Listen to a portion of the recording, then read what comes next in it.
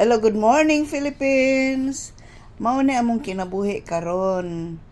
Mga old naman kami, mga oldies na nangapi mi o nara o kape na mo o. Na o.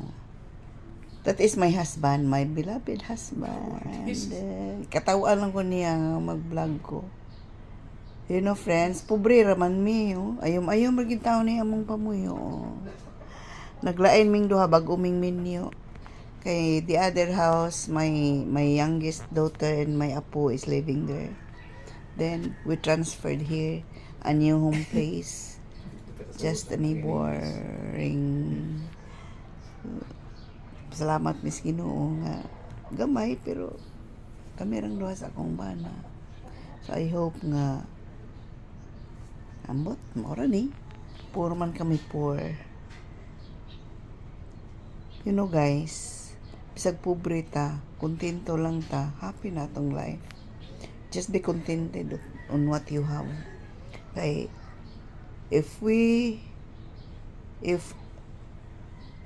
are trying hard to become rich and then di gyud mahimo, then mahimo gyud kang makahimo kag di maayo para lang madato. So mao na nahitabo sa uban. Pero kami kontento ra may mga pilang miya na among kape o urot na among kape.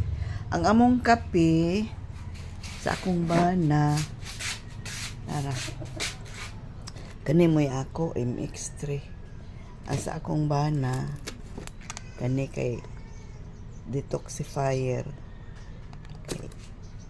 Mga tiguan naman kami, mga tigulit naman. Ayom ra ni among panginabuhi, among pagkaon. Ano kayo say lugaw-lugaw lang may maglisod, labi nagwagilami ang pagkaon. So, this is our life, this is our place. Imagine mo. Marami. That is my new house. This is my new house. I hope na ma-develop pa namo ni more. Thank you sa mag-like. Thank you sa mag-comment. I hope you will comment and you will like this video.